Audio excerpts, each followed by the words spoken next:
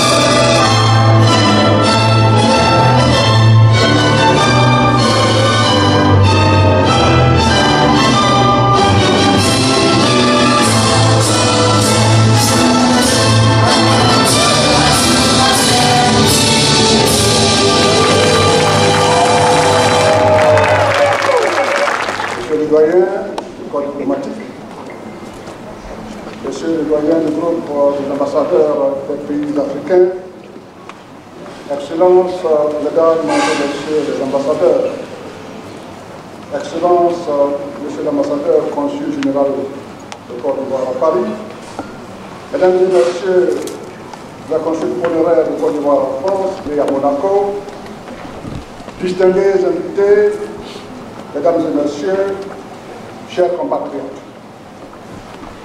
C'est avec un sentiment de bonheur et de légitime fierté que je voudrais vous souhaiter la cordiale bienvenue dans l'enceinte de l'ambassade de la République de Côte d'Ivoire, notre pays, à l'occasion de la cérémonie marquant le 62e anniversaire de la fête nationale de notre pays. Excellences, Mesdames et Messieurs distingués, je voudrais, avant tout propos, adresser au nom de son Excellence M. Alassane Ouattara, président de la République de Côte d'Ivoire, du gouvernement et du peuple ivoirien, mes très vifs et chaleureux remerciements au gouvernement français et aux représentants des pays qui nous font l'honneur et l'amitié de partager avec nous ces moments de bonheur. Comme il est de tradition, la Côte d'Ivoire commémore en ce jour du 7 août 2022 son accession à la souveraineté nationale et internationale acquise de haute lutte sous la conduite éclairée du président ministre Victor Wanyama. Les 2 premières décennies après l'indépendance ont vu notre pays connaître une accélération de son développement et de son histoire de jeune nation portée par un idéal de paix et un modèle de développement économique et social sans précédent en Afrique. Et ceci peut se voir à travers les points suivants, à savoir le retour de la quasi-totalité des réfugiés politiques et des exilés, la fin par l'ONU depuis le 30 juin dernier du statut d'exilé politique ivoirien dans le monde, le retour du président Laurent Gbagbo au pays natal, la relance du dialogue politique, le dégel des comptes de nombreuses personnalités politiques impliquées dans la crise post-électorale, l'audience accordée au président Laurent Gbagbo par le président Alassane Ouattara au palais présidentiel, la rencontre au sommet des présidents Henri Konan Bédié, Laurent Gbagbo et Alassane Ouattara il y a quelques semaines, et dans son adresse solennelle à la nation hier, le président de la République a annoncé plusieurs décrets dont la grâce au président Laurent Gbagbo, le dégel de ses comptes bancaires, le paiement intégral de ses émoluments d'anciens présidents de la République. À ces mesures qui vont renforcer la paix et la réconciliation, le président Alassane Ouattara a pris d'autres décrets de grâce au bénéfice du compte amiral Baba Fossigno et au commandant de gendarmerie Abbé. Malgré la récession économique due à la pandémie de la Covid-19 et à la guerre en Ukraine, pour faire face à la vie chère, le chef de l'État a pris des mesures décisives qui vont soulager nos populations. Il s'agit principalement de l'extension du bénéfice de l'indemnité contributive au logement à l'ensemble des fonctionnaires et agents de l'État, car un tiers d'entre eux n'en bénéficiaient pas jusque-là. De la valorisation de 20 000 francs par mois, de l'indemnité au logement pour l'ensemble des fonctionnaires et agents de l'État, y compris les forces de défense et de sécurité, indemnité restée inchangée depuis 1993 pour les fonctionnaires civils. 3. De la revalorisation de la prime mensuelle de transport restée inchangée depuis 2008 pour tous les fonctionnaires, agents de l'État, y compris les agents de défense et de sécurité. 4°, de la revalorisation pour la première fois depuis 1960 de l'allocation familiale, qui passe de 2500 à 7500 par mois et par enfant pour tous les fonctionnaires et agents de l'État, y compris la force de défense et de sécurité. De l'instauration d'une prime exceptionnelle de fin d'année représentant le tiers du salaire mensuel indicatif de base du mois de décembre à payer début janvier à tous les fonctionnaires et agents de l'État, c'est ce qu'on appelle le 13e mois.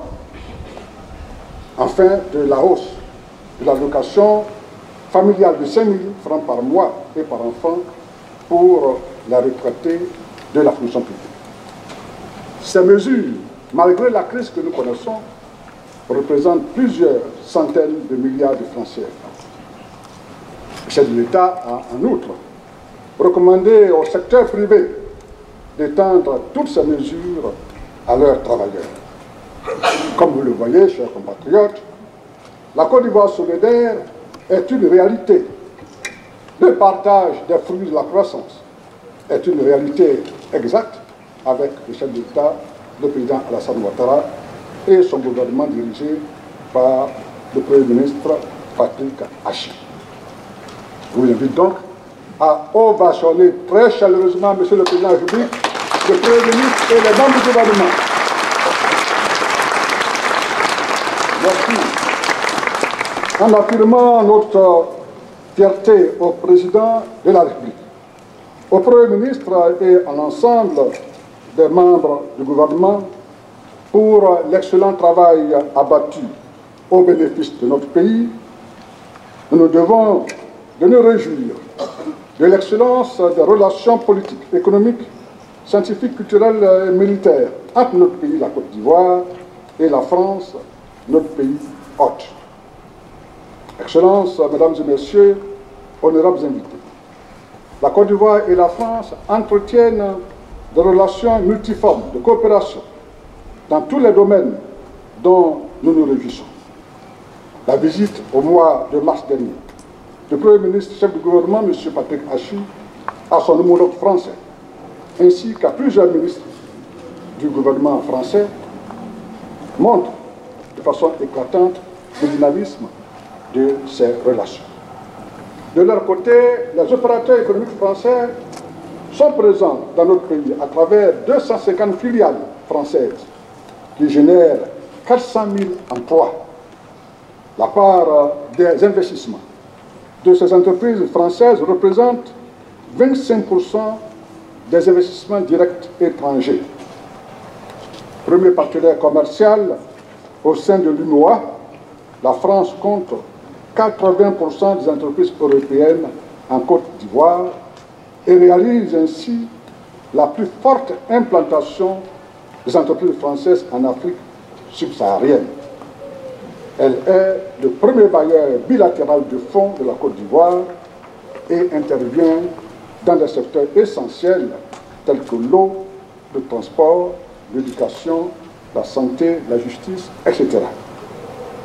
Dans ce volet économique, des contrats de désendettement et de développement CDD, qui consistent en la reconversion de la dette remboursée en subvention pour des projets de développement choisis d'un commun accord entre la Côte d'Ivoire et la France, permettent la réalisation d'importants projets dans divers secteurs, à savoir l'éducation, la formation et l'emploi, la santé, l'agriculture, le développement de l'environnement, etc., etc.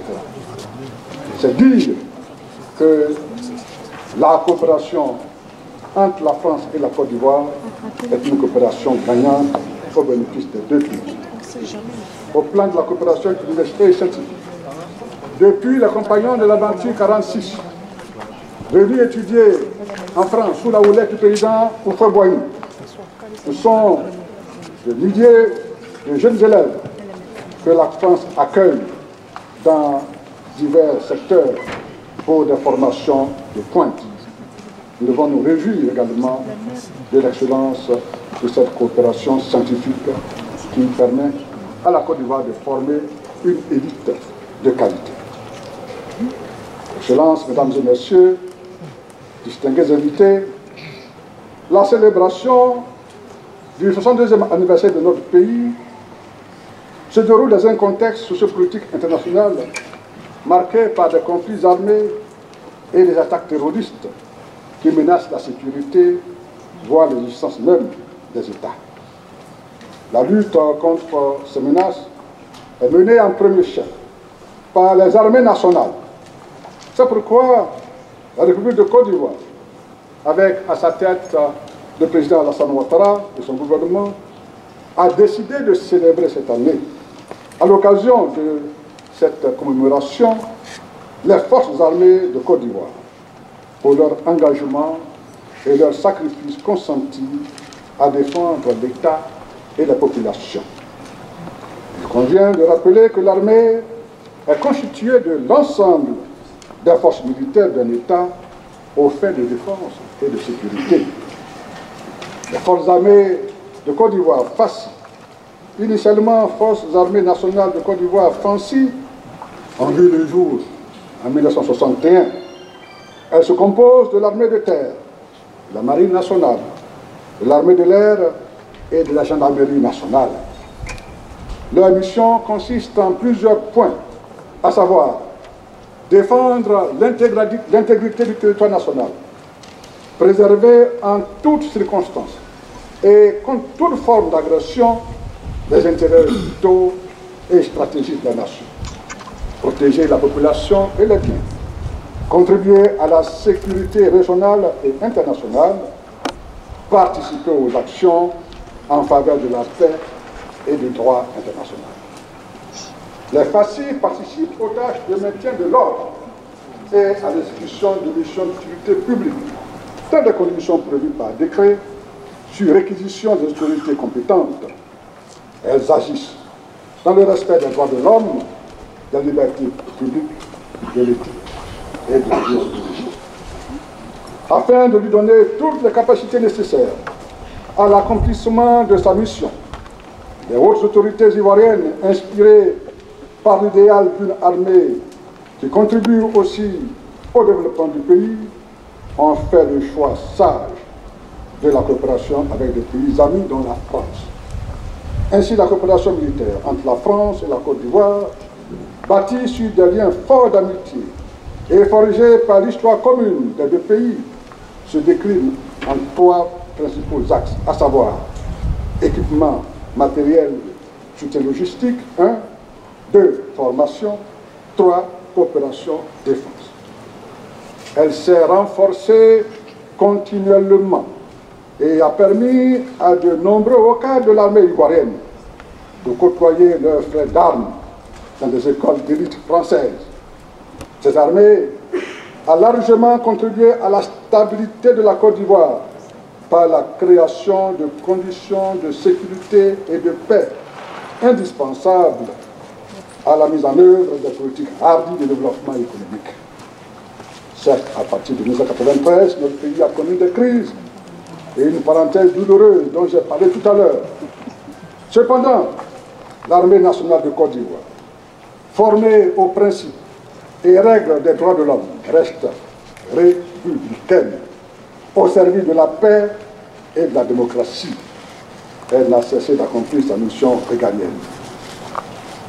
C'est pourquoi le chef d'État a décidé d'honorer nos forces armées, la Grande Muette, à l'occasion de cette fête.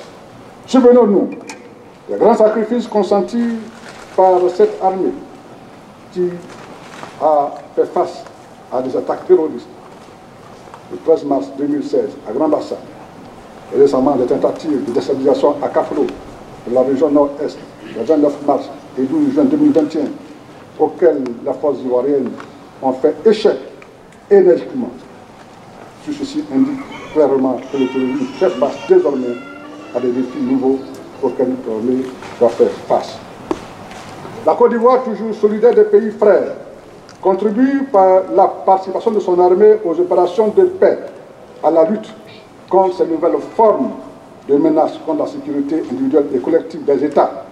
Par exemple, en Centrafrique, dans le cadre de la MINUSCA, il y a quelques décennies, et aujourd'hui, au Mali, dans le cadre de la MINUSMA, sous l'égide des organisations internationales, l'ONU notamment, et bien d'autres pays hors de l'Afrique de l'Ouest et du continent africain. En outre, elle participe à la lutte contre la piraterie dans le golfe de Guinée. Elle habite le Centre régional de sécurité maritime de l'Afrique de l'Ouest et met à la disposition de l'État concerné des bâtiments et des marins pour cette mission. Je voudrais donc saisir cette occasion pour remercier les pays amis et les donateurs qui apportent leur précieux concours dans cette lutte. C'est également dans cet esprit que notre pays accueille l'Académie internationale de lutte contre le terrorisme de Jacquesville, à 40 km d'Abidjan, inaugurée le 10 juin 2021. Cette institution est le fruit de la coopération entre la France et la Côte d'Ivoire, des partenaires de l'Union européenne et de bien d'autres pays d'Afrique et du monde.